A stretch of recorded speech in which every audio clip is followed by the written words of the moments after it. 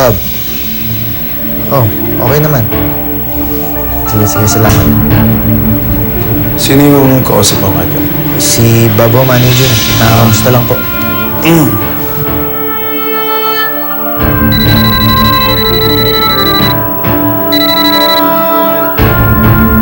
Hello? Hello? Lola Ramon? Lola Ramon, ikaw ba yan? Sino to? Elisa? Hindi sinungaling ang kaibigan ko.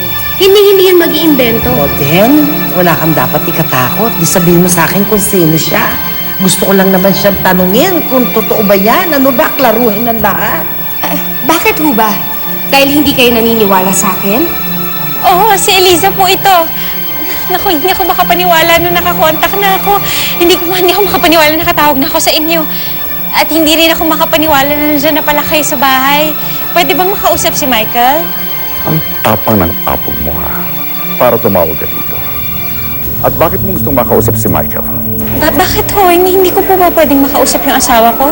Gusto kong makasiguro, yun lang. Kaya nga ho, dahil hindi kayo naniniwala sa akin. Lola, aminin mo na kasi na hanggang ngayon pinagdududahan mo pa rin ako. Sophia? No, Lola. Hindi ko ipapakilala yung kaibigan ko. Dahil kahit ipakilala ko naman, hindi niyo paniniwalaan. Dahil isang tao lang naman ang pinaniniwalaan niyo eh. At si Eliza yon. Kaya bahala na ho kayo. Isipin niyo kung anong gusto niyong isipin. Bahala na ho kayo. Bastos ka! Bastos! Saan ka pupunta? Haven't you done enough? Hindi ka ba makontento sa nagawa mo? Lolo, hindi ko po kayo maintindihan. Ako, huwag kang magmaang-maangan, ha? Alam na namin lahat ang kasinungalingan mo, ang panluloko mo kay Michael at ang kawalanghiyaan mo. Lolo, hayaan niyo po akong magpaliwanag. Sandali lang ho. Paliwanag. Magpapaliwanag ka. Pagkatapos na sinira mo ang buhay ni Michael, sa tingin mo mapapatawad pa kita? Tigilan mo na si Michael, ha? Huwag mo na siyang makausap.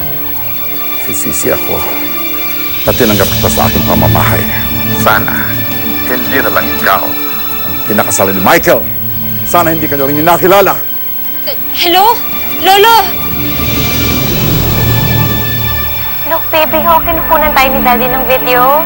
Smile, baby, smile. Paano mo nagawa sa amin to, Elisa? Bakit mo kami iniwan ni Nino? Nasaan ka na ba?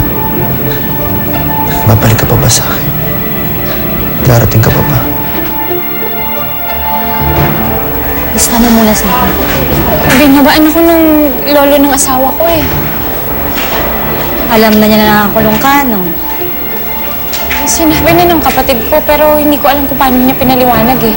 Kasi pati yung pamilya ng asawa ko galit na galit sa akin. Nako, Elisa, masanay ka na sa mga ganyan. Yung mga taong mapanghusga at saka makikitid ang utak, sanay ka na rin. Tawagan mo ulit.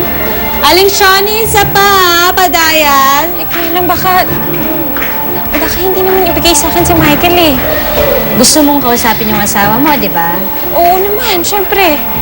Pwes, gusto mong makausap, tumawag ka ng tumawag, huwag mong tantanan. Malay mo, makatsama ko. Sige, tawagan mo.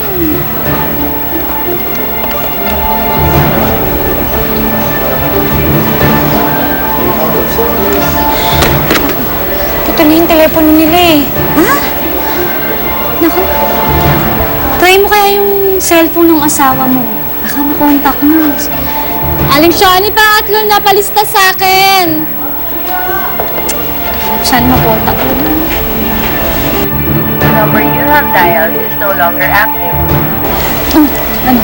Wala na eh. Putol na rin eh. Baka nag-iba na ng number.